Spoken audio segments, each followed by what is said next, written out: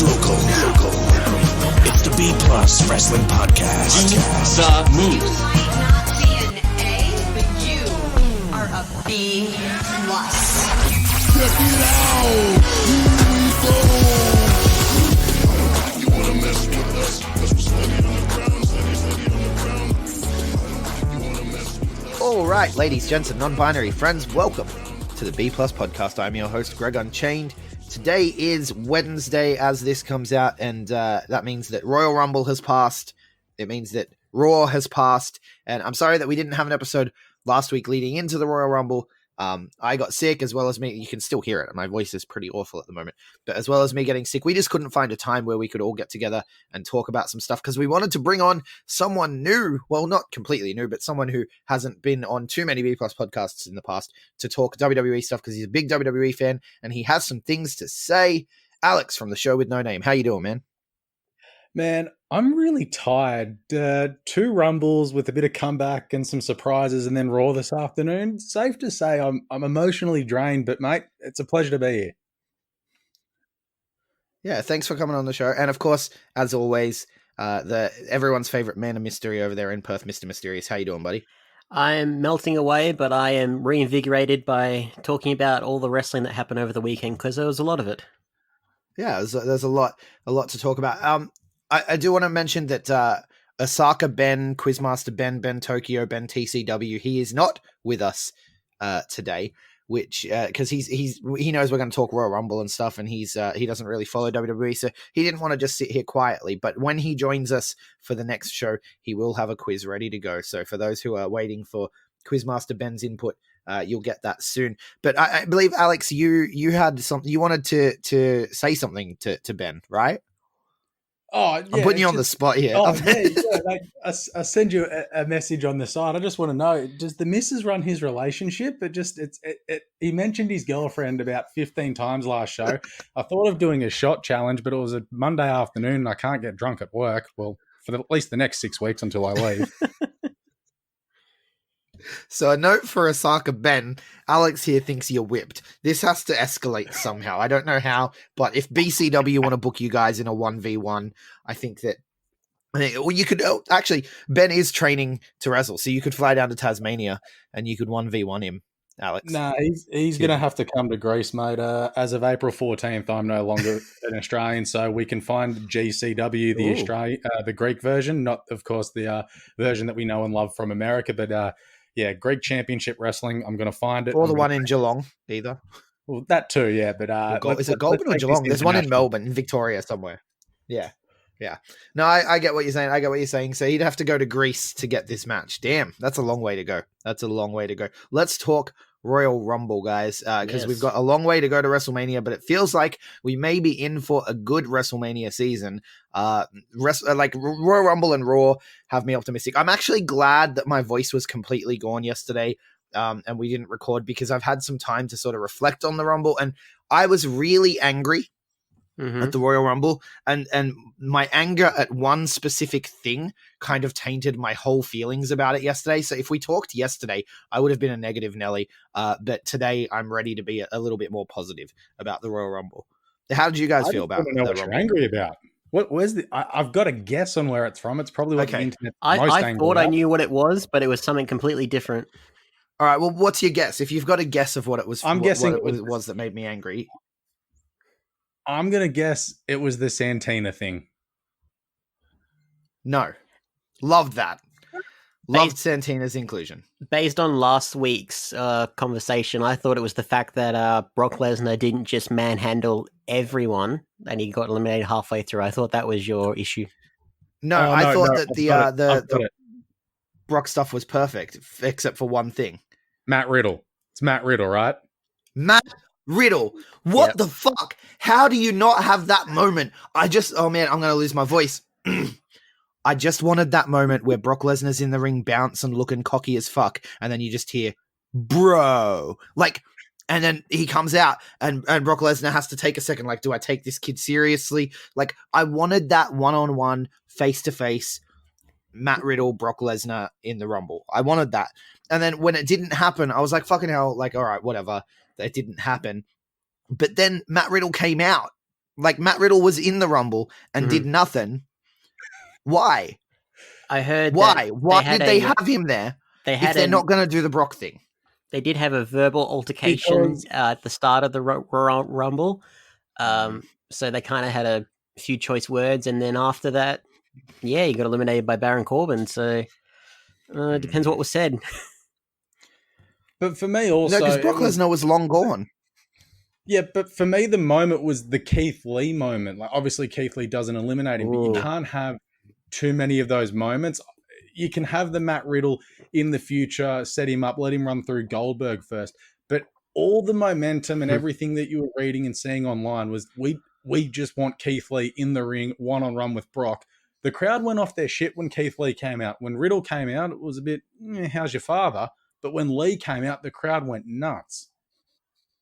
Yeah, but I never wanted that. That's me. That's just me. Like I like Keith Lee, but I don't see the hype that everyone's like so behind him for that. You know, I'm not into it. I wanted Matt Riddle. I wanted that one-on-one face-off, and they didn't give it to me. And then I was like, all right, well, whatever. At least Matt Riddle like wasn't there at all, but then he was, and that pissed me off.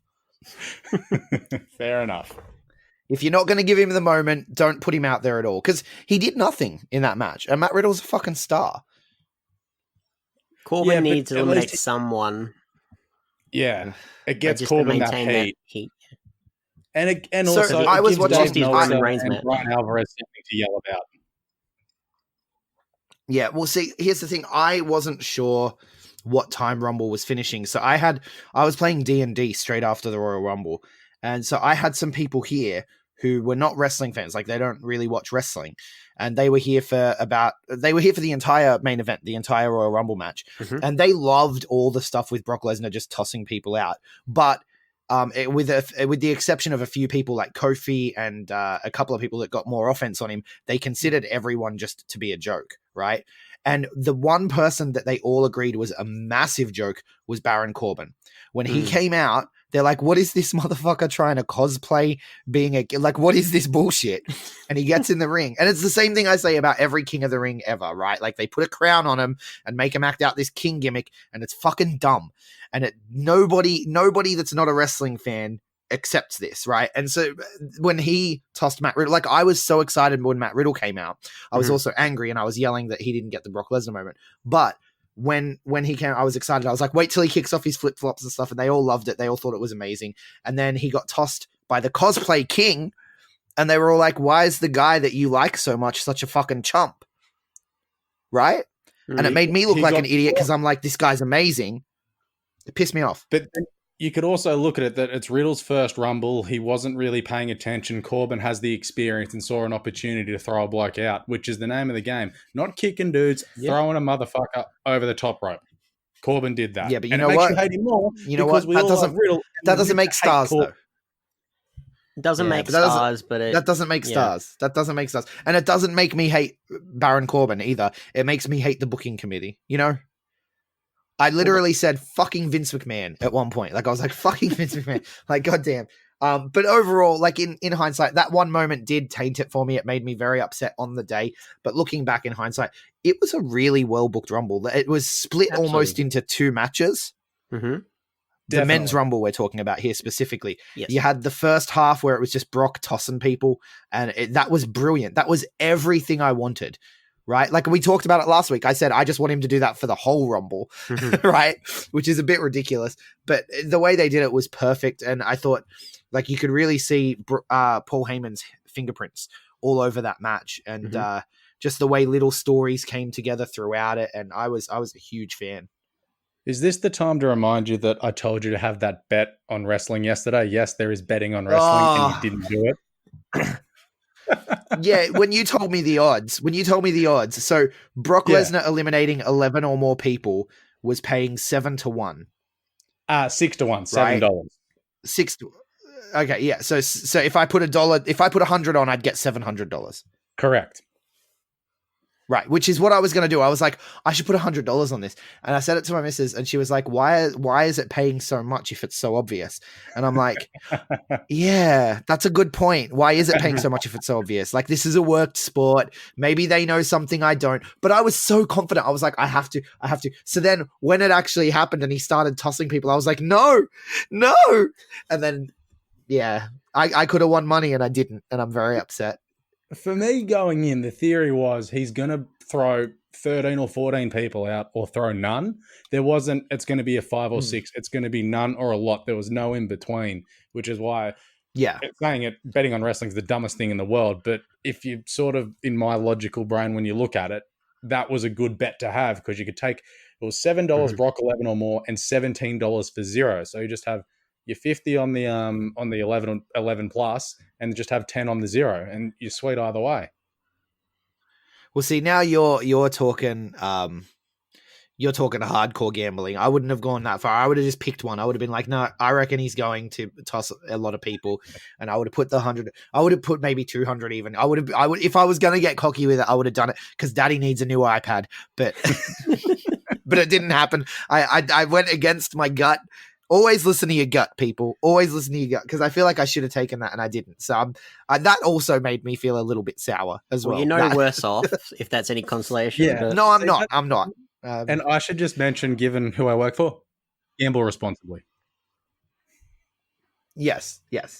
Well, we should say that anyway. Like, I don't think that, like, I have people in my family. This is the reason why I tend to not. I tend to talk about it. Like, I would love to put a bet on this, or I reckon I could make money on this. But like, I pretty much never do. Like, I don't bet on everyone goes and bets on the Melbourne Cup or whatever. Like, it's like a national thing to do. I don't do that. Unless you're one of the protesters, whatever, do your thing. But a lot of people will go and bet like that's the one thing they bet on ever. And like, I don't, because I've had like gambling issues in my family. And so like, I've seen that sort of destroy people. So yeah, be careful, guys. Be careful. But I could have won money and I'm really mad about that as well. So yeah, yesterday was a bad day for me, but I'm feeling better about it today. Especially Raw was really good too. But we should talk about more of the Rumble, not just the men's Rumble. So the men's Rumble, obviously, Drew McIntyre picked up the win. I thought it was going to go to Roman, and I thought that because you had Drew, Claymore, Brock Lesnar out of the Rumble, you can get to the Drew McIntyre Brock Lesnar match anyway. Yeah, they could have done that, but they doubled down. Like, why do you need to have him win? I guess it made him look like a fucking megastar. Did you also sort of hear that collective? Did you hear the collective groan when it like almost got to the final 2 and everyone's like, "Oh shit, Roman's gonna win." Fuck. Well, and then what he once Brock was gone, exploded.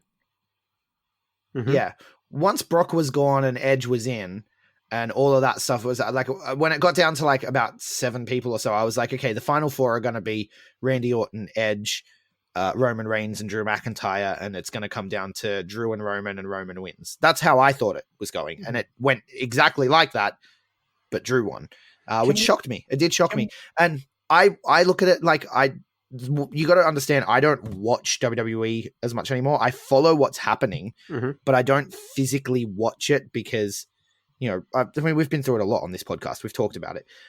There's many reasons to not watch. Yeah, there's many reasons to not watch WWE. And when it's not fun, I tune out. But so I'm going into the Royal Rumble still thinking of Drew McIntyre as the guy who only just sort of kicked Dolph Ziggler to the curb because he was Dolph Ziggler's weird running buddy and he was doing nothing. And I was just like, I'm just not into, like, why the fuck is Drew McIntyre a thing all of a sudden?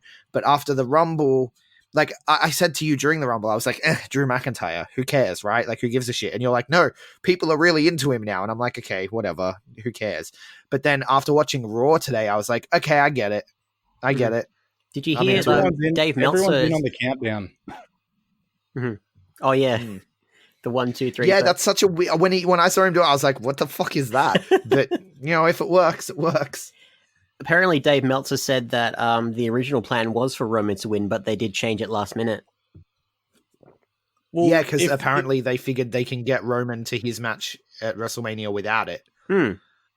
But I thought you could do that with Drew as well. So, and it makes Drew an even bigger star because Roman doesn't need to win another Rumble. He's already won. I was reading today. He's won his one Rumble and he's been runner-up 4 times, and in the final 4 the other 2 times. Like, so he's got a ridiculous Rumble. Wow. Yeah. But he didn't need to win. But Batista 2014, Randy Orton 16, 17. But Nakamura. Shinsuke what- Nakamura. Yeah. And he was second But last. what happened thrown out to in whatever Triple H happened to on Braun title. Strowman? What do you mean? Can I say that? Whatever happened to Braun Strowman? Like, I don't know. What's he doing now? Like, it's just he was just another guy. Intercontinental title picture. 2020 version of the Big Show. He's just a big dude who will, if you want to plug him into a serious story, you can, but he's more of an attraction, which, they had that chance with the second Saudi show to put him over Brock, and they didn't, and Brock beat him in 4 minutes, and They didn't do it. be made look like a bitch, and there you go. I feel like there was a period of time where he was so special. Mm-hmm. Right. But I've said that about Bray Wyatt in the past, and they've brought Bray Wyatt back somehow. So, maybe they bring him back somehow. Who knows? There's that famous quote of Braun Strowman where he's like, Vince told me, we'll go with you one day, and it's like, okay, cool. So you're just going to hang around. Like, what if you get injured in that time? What if that day never comes for you? Like, it sucks. But they had something real special there, and they've just cooled him off completely. And I don't get it because he's such a huge dude. It should write itself almost.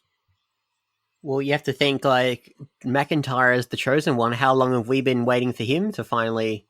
So, yeah, but didn't he fuck that up himself?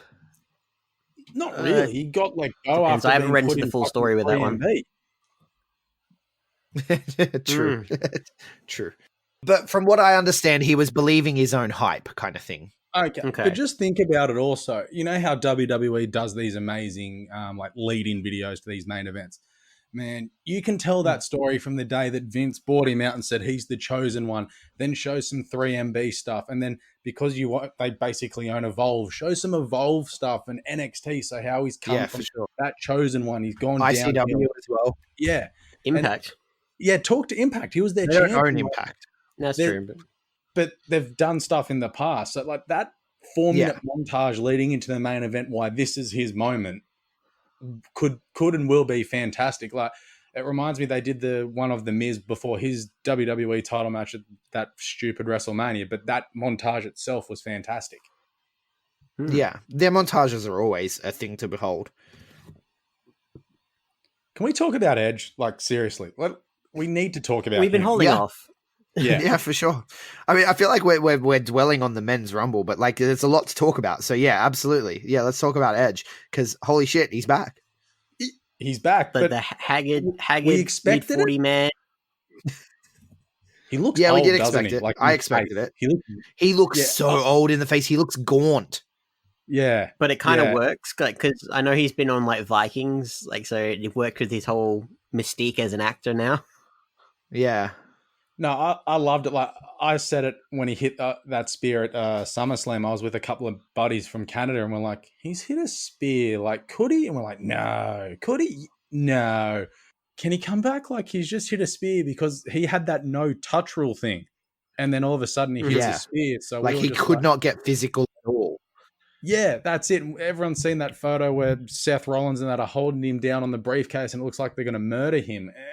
And then he hit the spear, and then he said, I could do another match. And then that all started the rumors. I think everyone expected him to come back despite him doing the proper thing. But man, that pop when the You Think You Know Me came was just next level tremendous. It hit me in the feels, I'll be honest. Yeah, even though we expected it. Expected it. I popped at home and the crowd popped huge. It was one of those things you could see it in his eyes. You're not going to believe it till you see it type of deals, I think it was. And then it finally happened. Without a doubt. Mm. Just you can't craft those moments like that. Just everything kind of fell into place and it just, it was incredible. Well, you can. They did. They crafted it. They did, but the circumstances, of him coming back just...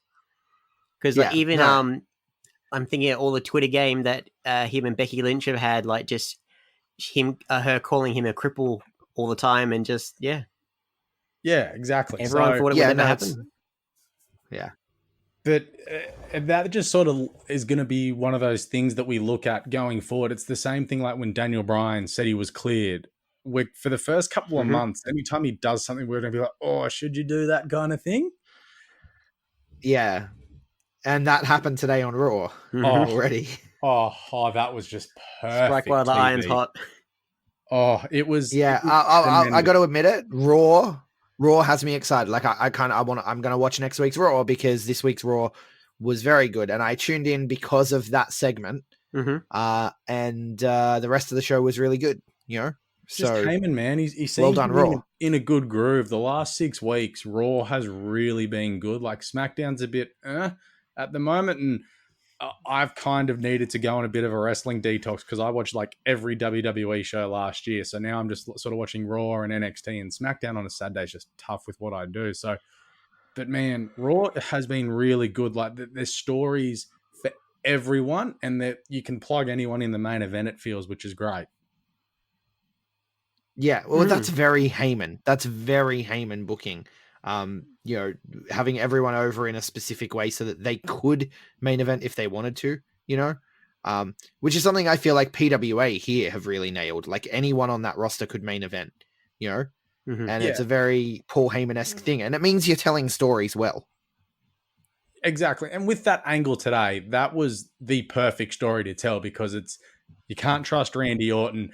And when he wants to, he can be the most evil bastard in the world. And the fact that they don't allow so many high impact chair shots anymore, but you do it in big moments like today. Like you guys heard the crowd, they were screaming and be like, no. It was perfect. Yeah, and then they were silent. And the silence it was like the good silence, not the bad silence, you know? Yeah.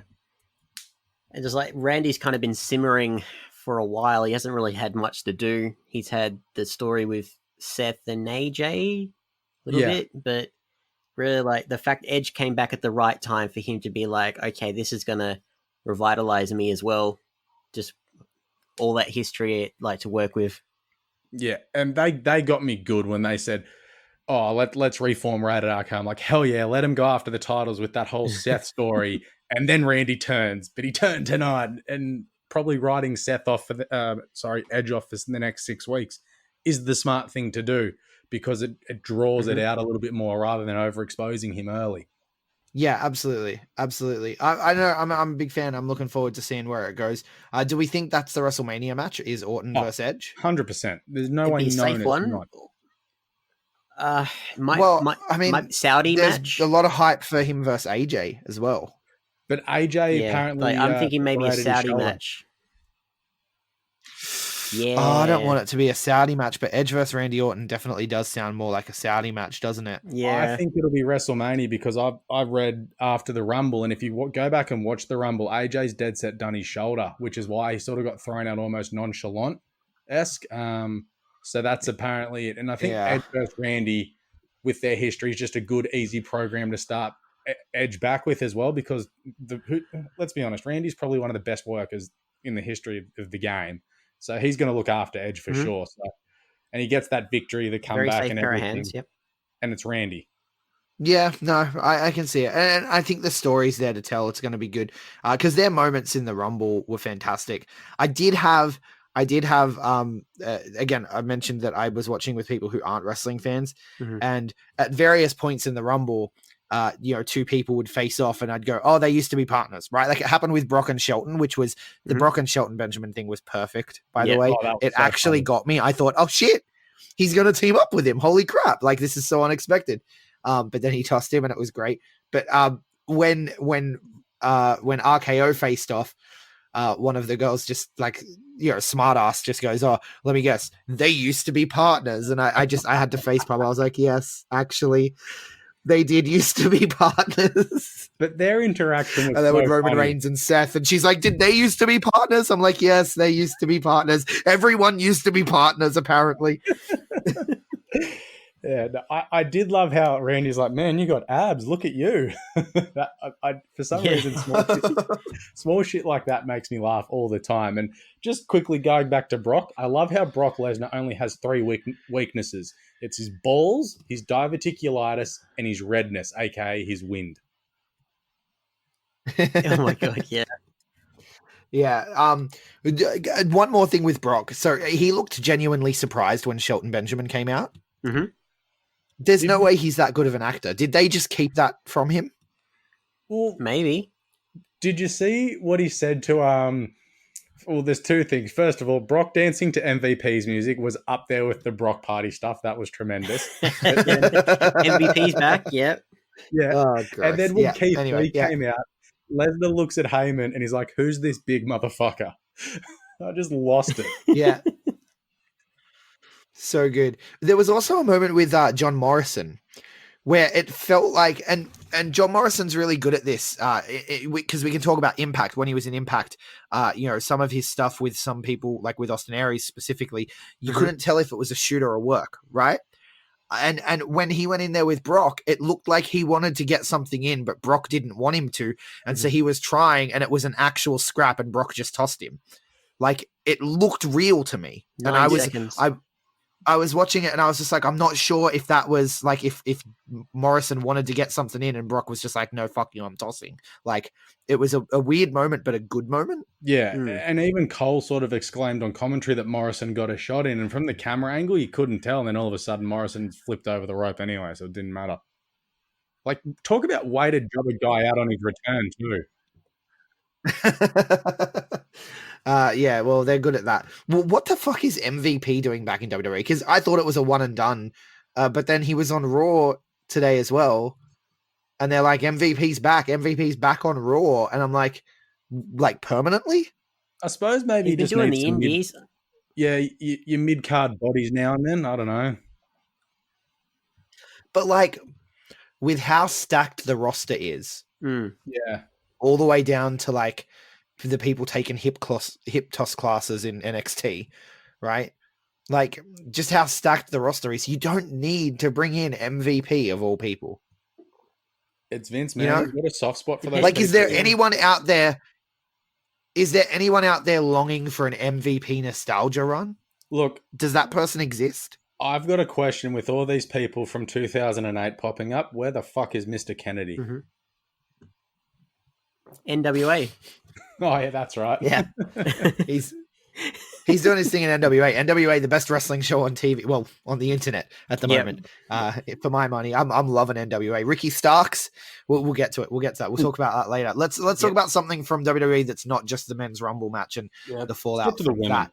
Charlotte Flair. Yeah, Charlotte Flair picking up the win in her respective Rumble. Again, I felt like you don't need Charlotte to win a Royal Rumble, but I thought she would have been great to be like, if that's the one thing she can't do. You know what I mean? I thought just for her name and stature, she sort of had to win one eventually, like how Taker won that one in 2008 or something, and then Cena's won one. Just to cross it off. Maybe for her, for that legacy, all that legacy thing to win one early on. Like, but for me, her winning doesn't make much sense because I don't think any of us have interest in her versus Becky again or her versus Bayley. So it makes me think that Bayley's probably going to lose the title. Could go that way, or could she maybe go her versus Ripley? So I've seen that NXT route. No, I just I know they're trying to define NXT as equal, but Charlotte Flair is not going down to Wednesday nights to challenge Rhea Ripley. I'm sorry, but she's not nowhere near that level. But you know what, man? Like, I disagree with you. I think Rhea Ripley's absolutely on the level, and I think that could work. But I don't think they'll do that. I don't think they'll have her challenge for NXT. Like, what? Is she going to move to Wednesday nights? Like, I just don't. Yeah, I don't see it happening. No, completely agree with you. There's certain parts of this Rumble that I love, though. Like, I love the Women's Rumble. I think it's the best of the three so far. Yep. Yeah, no, I can get behind that. You know who I absolutely loved in this Women's Rumble? Bianca Belair. Most eliminations. Otis was good. The Otis was spot awesome. was good. I chuckled for that spot. And I also was a big fan of Santina. I know that there's been a lot of heat about people liking the Santina spot. On woke wrestling Twitter and stuff, but it was a joke. People, he eliminated himself. Like, he wasn't able to hang with the women that were in there, and we all knew it. Like, it was ridiculous, and it was meant to be ridiculous. And wrestling is ridiculous sometimes. And it was a callback to that spot from WrestleMania 25 where he threw Beth over the top rope. So receipt, move on. And they were kind of undoing that spot, getting the retribution, coming full circle in the same building. Like it was brilliantly done. Yep, completely agree. Now, Bianca Belair, as you said, I want her and Charlotte in a main event program after last night. Man, Bianca Belair became a star last night, didn't she? Oh, definitely. What, 8 eliminations, wasn't it? Yeah. She's got the record for the women's match. Equal with Shayna Baszler, which I found a bit funny. Ah, okay. Yeah. Shayna Baszler chucked out 7 people in a minute and 48 seconds. Oh, wow. She's that damn good. Yeah, exactly. Yeah. I just, because I wrote some notes on this. Now I thought the crowd popped huge for Bianca, and I've got to get this one in, Greg. You know I have to. Candice LeRae, the crowd loved, as did I. I kind of lost my shit. Big Candice LeRae. Yeah, but she deserves better still. I'm still going to say that. I'm going to say that every time we talk about Candice LeRae. Yeah, I agree. I completely agree. Kari Sane and, of course, Beth Phoenix. Bring her back full time. She looked fantastic and was bleeding everywhere. My God, she was a redhead during that match. Yeah, I think I saw it. As I went back and watched it this morning, Bianca sort of had her on the top rope and she went back and smacked the back of the head into the LED ring post thing. And then all of a sudden there's blood. So I think it was right on there. And that was dead set about a minute and a half into Beth being in the match. Weirdly timed, but yeah, she still powered through. She's still incredible. Her and her husband, had really great feats. I agree. I've got to ask this. Are Tony Storm and Alexa Bliss the same person? No. Oh, no. Man. I tell you what, they look, their gear and like with their hair and stuff, they look exactly the same. I know obviously body types and height different, but man, their gear. I disagree. I feel like Alexa Bliss's force of personality is far stronger than Tony Storm's. Yeah. For me personally. Yeah, personality-wise, I agree, but you just sort of look at them in isolation with the gear that they wear. They are the same person. We're not allowed to talk about women's looks. That's not... It wasn't a look. Not an appropriate thing to talk about in 2020, Alex. I'm not meltstering it. I'm just saying they have the same gear. It just... She looks a bit heavier. Oh, God.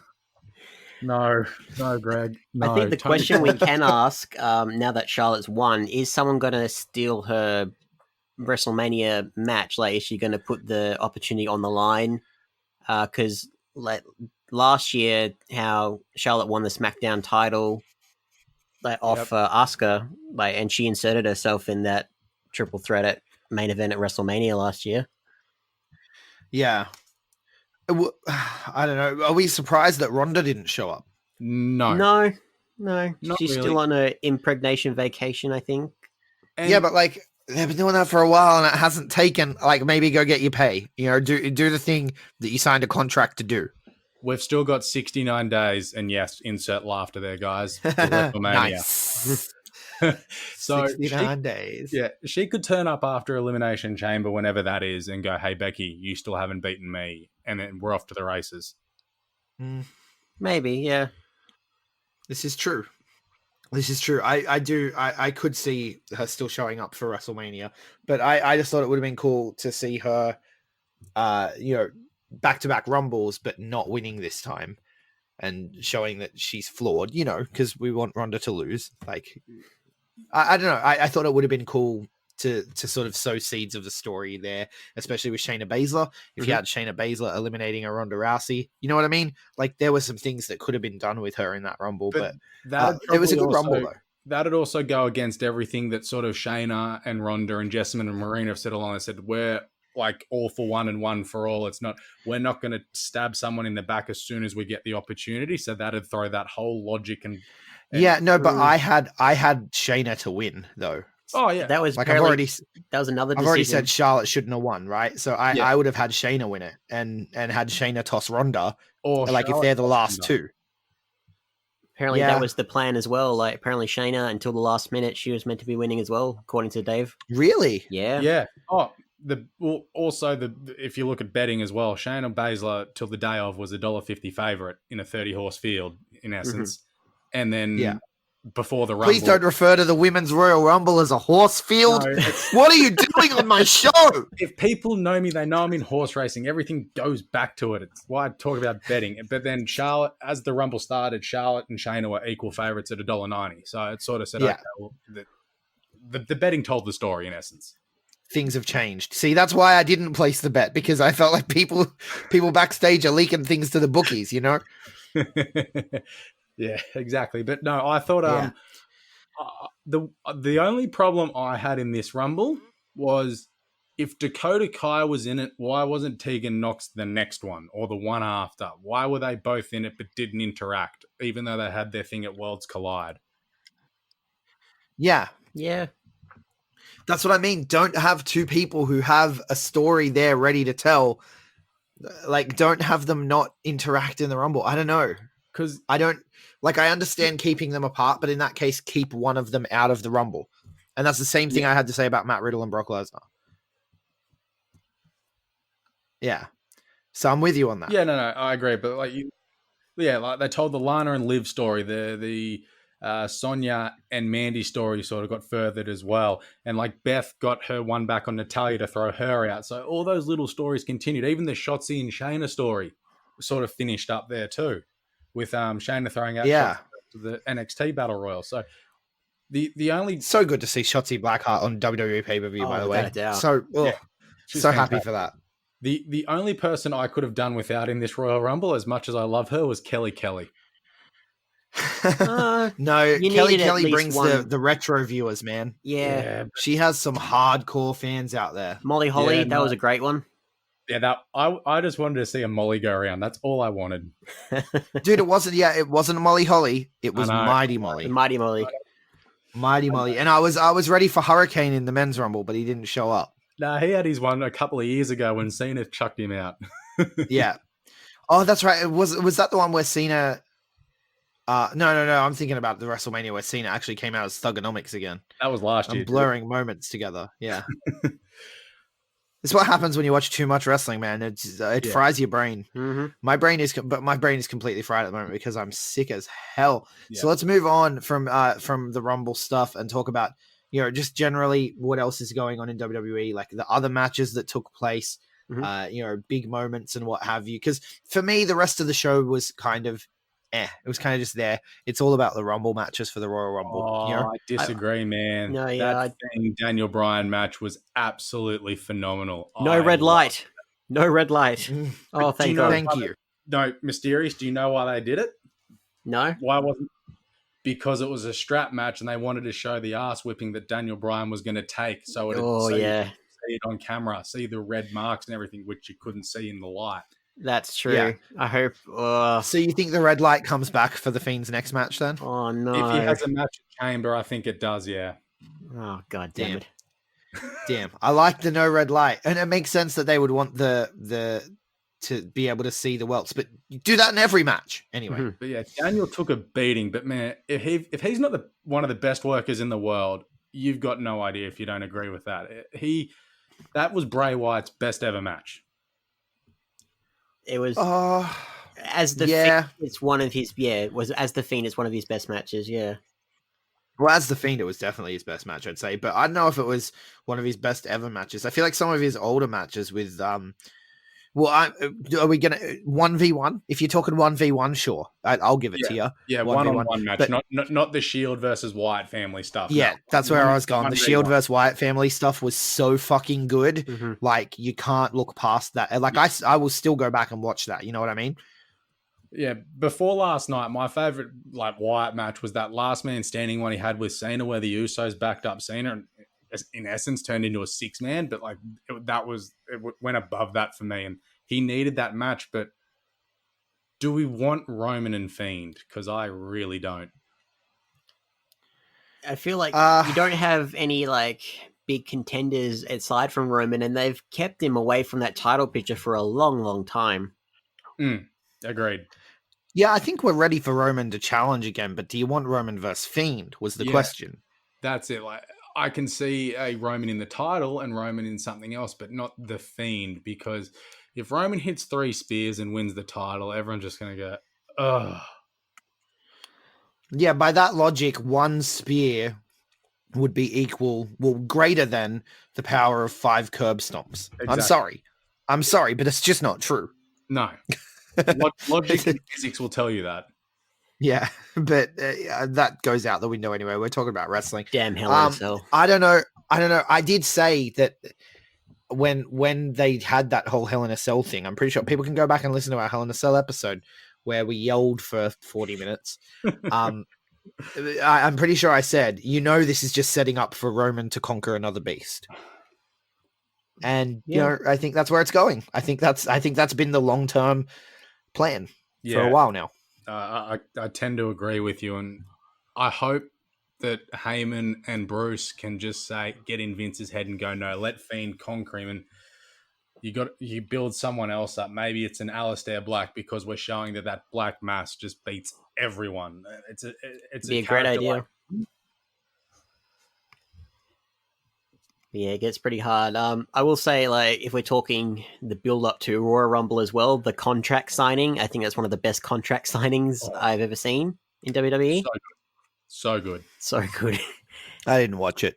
Signed it. No? He signed it in blood. He stabbed his hand with a pen and signed the contract in blood. He just smeared his hand over. It was brilliant, and everyone was just horrified. And it Daniel Bryan made that moment as well. But yeah, those two, the build up to their strap match has been great. The no red light, that helped out a lot. Yeah, Daniel Bryan. For sure. Yeah. Where does Bryan go? Like I said, the show was okay. Maybe it's because I haven't watched all the build, right, for all these things. But to me, a lot of it was just the matches were there, and I was really there for the Rumble. You know what I mean? That's me, though. The match I could have done without on the show was Bayley and Lacey. That match to me is everything wrong with why the fuck is Bayley a heel against Lacey Evans as a face? That makes no sense. That's Vince McMahon. You are wrong. Lacey you are wrong. Evans is Hulk Hogan, dude. This makes no sense. Lacey Evans is Hulk Hogan in 2020. She is Liberty Bell from Glow. She is that essential character that does not work now in 2020. Yeah, that's your finger is so far away from the cultural zeitgeist, it's not even funny. Now, I personally don't think there's anything wrong with people who choose to be, traditional, whatever, quote unquote, and dinner's on the table at 5 and my life is for my husband. If that's the life you choose, that's the life you choose. I'm all about choice feminism, right? I'm all about choice, freedom, do what you want. I'm not one of those people that's going to knock it down. But if you look on the internet, man, that's a big thing. Yep. And even on her social media, the other WWE wrestlers are just all right, whatever, eye roll emojis and stuff. And the other faces in the company are giving her eye roll emojis because they still think she's a heel because she's still doing the same gimmick, and it's a heel gimmick. It really is a heel gimmick in 2020. Yeah, but they've got absolutely no depth on their female side. It's Sasha, Bayley, Lacey, Dana Brooke. I'm literally having a look now. You got Sonya and Mandy. They're not title people. Ember's injured. Carmella isn't there. Maybe Alexa, but she's done nothing for the past 18 months. It feels like I felt this was a perfect time for an Io Shirai, but unfortunately she got injured the other day because there's no star other than Sasha and Bayley on that roster. Yeah, the women were the best thing in the company for a while, and that's cooled off. And WWE are all about equality now, and so they book their women just as poorly as their men. But the NXT women are just next level good. They're the best thing on that show by so far. It isn't funny. The best thing in the world of wrestling, pretty much. So agree. Balance is there. All right, let's talk about NXT then. Let's skip to that. The Worlds Collide. That's a thing that happened. I loved it, man. Absolutely loved the show. Thought it was. I enjoyed it. Yeah. To me, it was just kind of okay.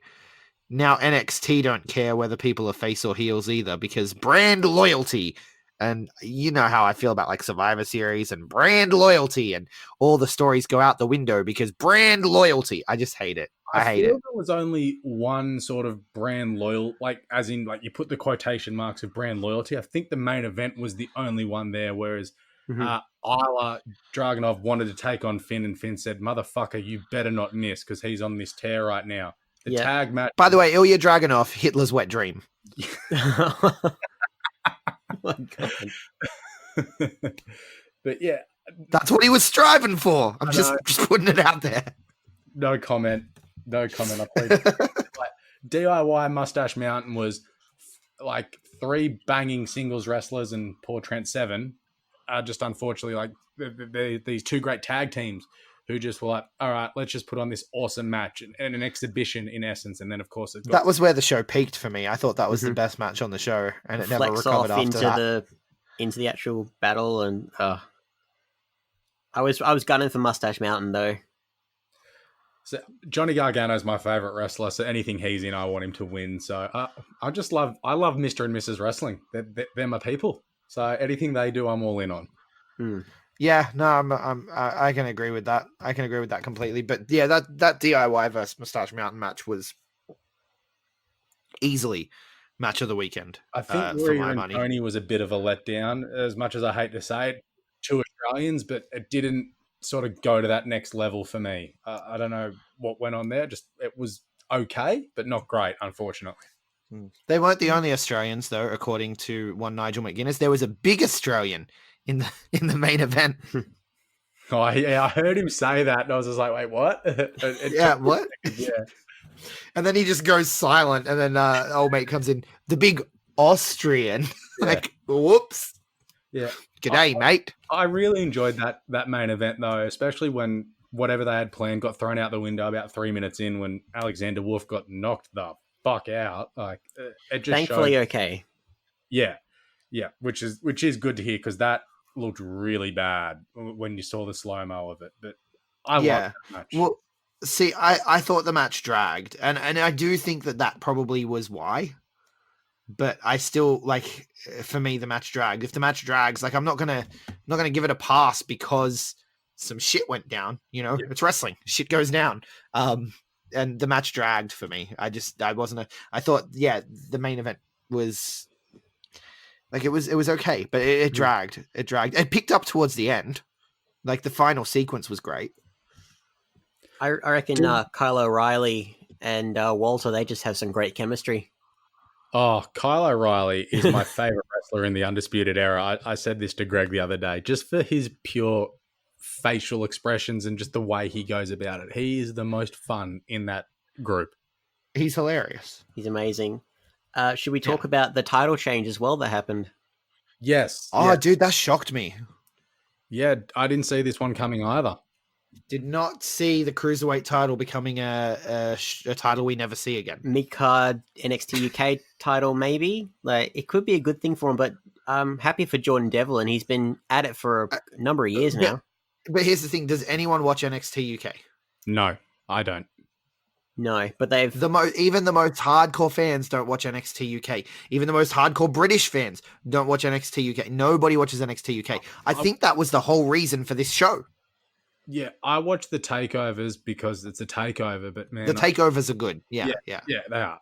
I just have but in the takeovers I've seen, Jordan Devlin's put on some absolute bangers, but there's time in the day and all that to watch these wrestlers, and I get why all the British people are pissed off if you've read all about what's going on in the indie scene there, so you can get why they sort of boycott NXT UK too. But without a doubt, maybe he's coming over to America because he did lose to Tyler Bate at that previous takeover, and it's not as if he's going to beat Walter, who's the champ. So maybe bring him over here and plug him into the Cruiserweight division where he can have some great matches and get that showcase on NXT. It could be NXT UK have like more of a refuge on 205 and kind of cross promote there a little bit more. So eventually both brands will rise. I've no idea, but same. You could say the same with the grizzled young vets who have been in the Dusty Tag, and I reckon they'll. But they're great though. Yeah, they're awesome. I love them.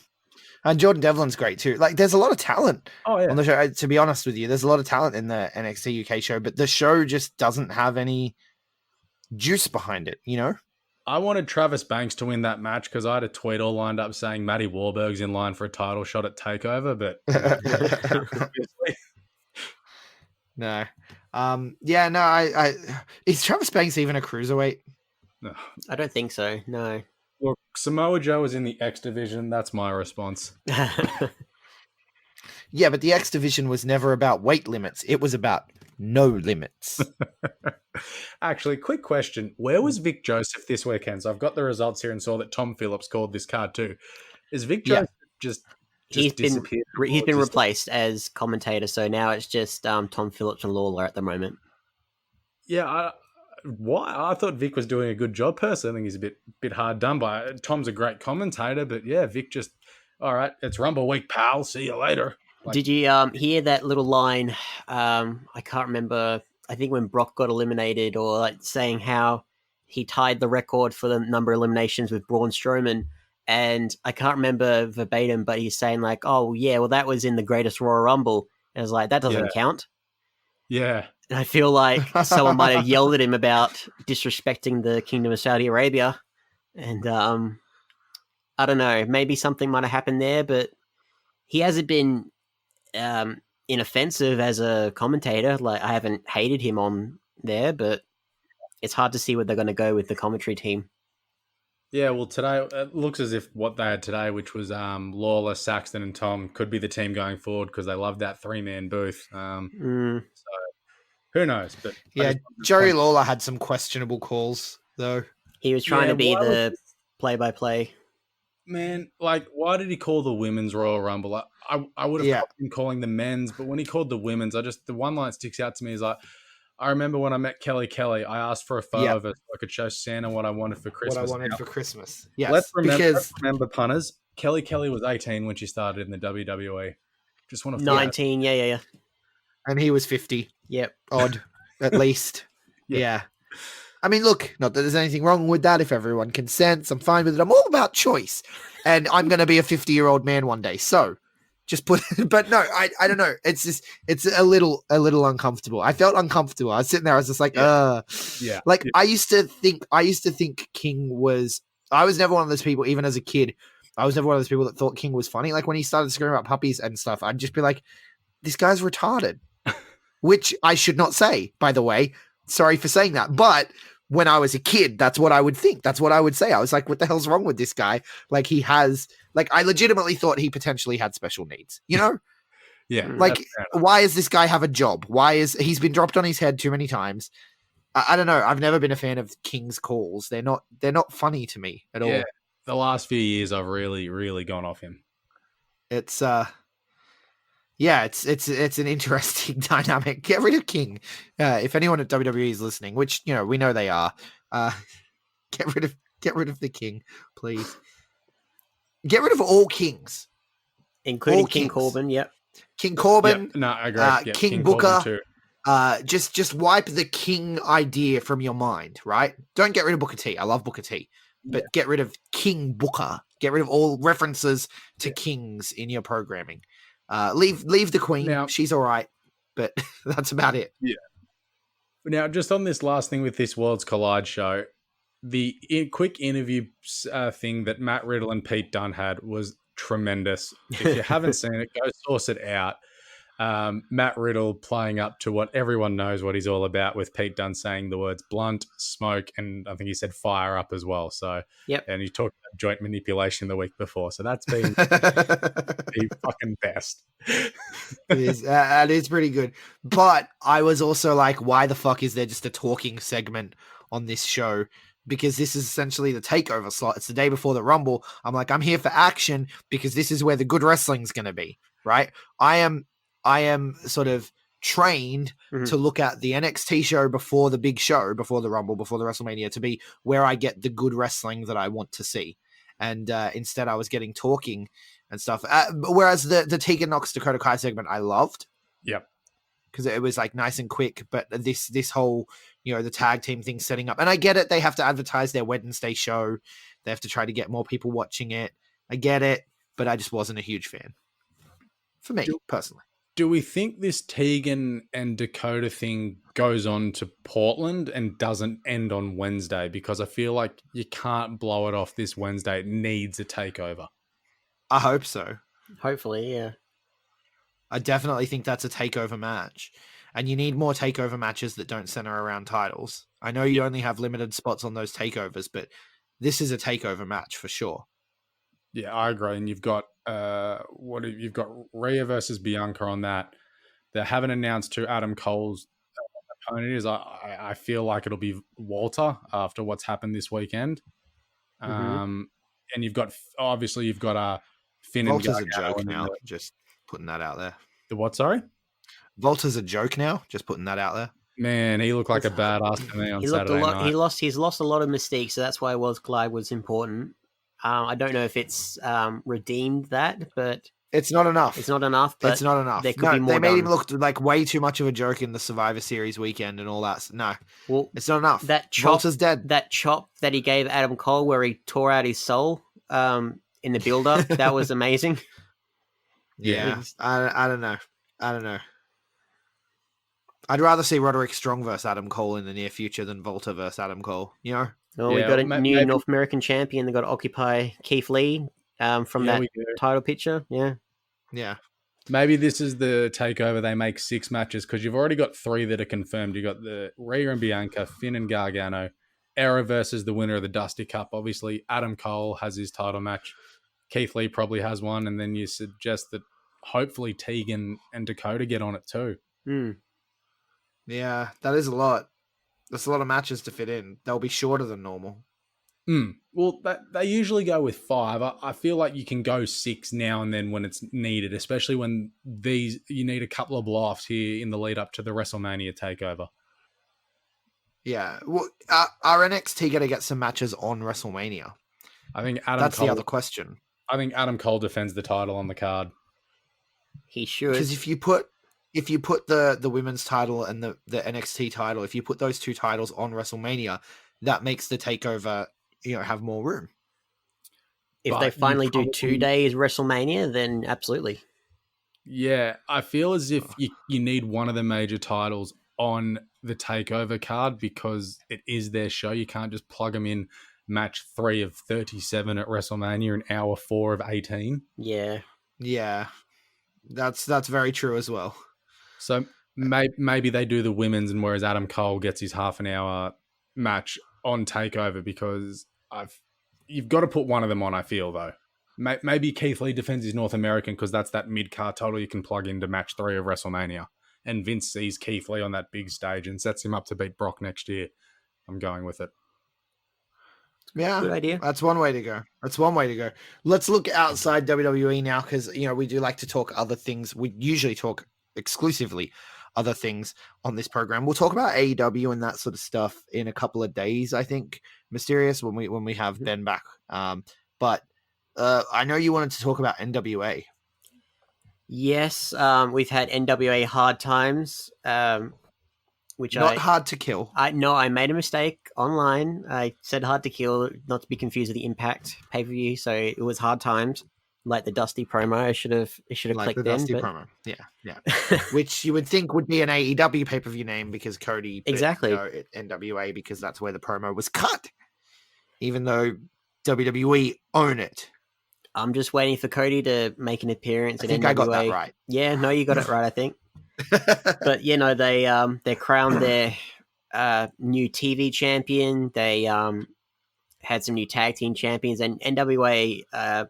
We were talking to Alex just before about in the midst of this metric ton of wrestling, NWA is that constant. That's just a breath of fresh air. Oh man, it's the best show on TV right now. It's not on TV. You get what I mean. It's the best wrestling show, weekly wrestling show at the moment, in my opinion. Nostalgic, but not. But it's not overbearing. It's not. Yeah. My favorite thing is that they're bringing back, I think I said this exact thing last week, but I'm going to say it again. I don't give a shit. They're bringing back the wrestler that looks like his main workout is getting in bar brawls. Yeah. Right? Like that style of wrestler. You got Trevor Murdoch, right? Mm-hmm. You got my new favorite wrestler, Zicky Dice. That is the greatest name ever. Yeah, Yep. Zicky Dice. So good. I made a roll pun last week and no one laughed and I got very upset. but but NWA's killing it. Ricky Stark's the new team. They still have too many belts though. Let's throw that out there. You don't need Why as many belts as you have. 4 belts for a 40-minute show. Yeah, exactly. It's a bit ridiculous. But they're working with Ring of Honor now. With Marty Scurll and Marty Scurll getting the book at Ring of Honor, which I'm still in shock about. Like, it's just so crazy. Actually, did you hear the Marty news today, by the way, guys? He challenged No, I have not. Jay White, I think, wasn't it? Yeah, Jay White versus Marty at Supercard of Honor. So for Ring of Honor, not in New Japan. No, but if you've seen in the last week, a lot of New Japan dudes have been announced for that show. It's seemingly as if Marty's got the book, Bully Ray's been cut loose. Like, oh yeah, all's forgiven. Come back. Yeah, I'm gonna check out Ring of Honor again. Hopefully they changed the format of their TV show back to how it used to be, as opposed to the weird mashup highlight thing that they've turned it into. But yeah, I'm interested to see what Marty does with the product, because it was awful. It was real bad. It was real bad for a while. But having Marty Scurll in that seat, and he's completely unproven. I don't think no one knows what he's like as a booker. So it's going to be interesting to see. But just by him not going to AEW, just by him being like, oh, you know what? If you guys will throw massive money at me and give me the book, I'll stay. And then they did it for whatever reason. Says wonders, it's a big gamble on Ring of Honor's part. But I think it's straight away just having the fact that New Japan relationship looks to be on the mend because of it, and we'll see how it goes. Obviously, this is all playing out as we speak. Like, who knows where it's going to go eventually, but it looks like the relationship is at least potentially on the mend. He's got that relationship with NWA. He's allowed to take bookings wherever he wants. He's doing stuff over in the UK, which is going to be good for their scene as well, because we know that that's been kind of destroyed a little bit. I haven't watched anything from the UK in a while. There's just nothing with hype. Marty's one decision to not go with AEW, where he could have made easy money, been on TV every week, and he probably would have had an offer from NXT or WWE as well. His decision not to do that has made multiple companies better overnight. Yeah, completely agree. He probably would have been the leader of the Dark Order, which would have just sucked a massive amount. So I'm happy he hasn't gone there. And NXT, he may have got lost in the shuffle. So I feel as if it's the best possible outcome. For me, if he left, Ring of Honor was just eventually going to die a slow, wiltful death, but it makes it more interesting. I had predicted it. I had predicted that it wouldn't make it through 2021. But now I feel like it's got a shot in the arm, and we'll see how it goes. But it could go poorly. But I have a good feeling about it. And we've lost Mr. Mysterious. Technical difficulties continuing, and my voice is giving out. So I think we're going to call it there, Alex, and we'll talk about some Aussie stuff and what have you on the next show.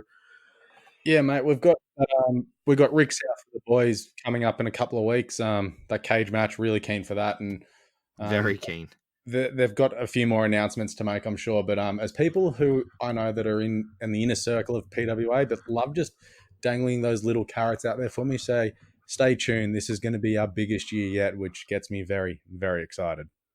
Awesome. And where can people find you online, Alex? Yeah, man. On Twitter, I'm at Alex Donnelly14. So Donnelly's DONNELLY.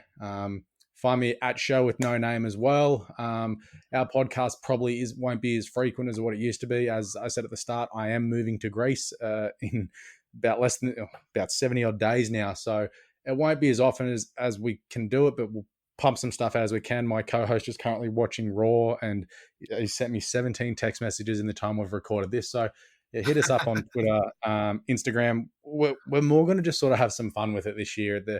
I'll sort of be traveling in with some stories from Greece because I'm going to be a tour guide. So there'll be some pretty fun action to have there on Instagram also, Alex Donnelly14. But man, been an absolute treat. Thanks for having me today. That's all good, man. 2020 is the year of the loosey-goosey podcasts. That's what we're doing now. We're taking it less seriously. We're relaxing and we're going on the fly. None of this is planned, flying off the cuff, and that's where we get these technical difficulties and all the bullshit that comes with it. So Mr. Mysterious does apologize that he's missed the end here. You can find him at Mr. Mysterious with a 1 instead of an I on all the socials. I am at GregUnchained on Twitter, at the GregUnchained on Instagram. We collectively are the B Plus Wrestle on Twitter because wrestling wouldn't fit. The B Plus Wrestling everywhere else. Like, share, subscribe, 5-star review if you like what we do. And thank you so much for listening.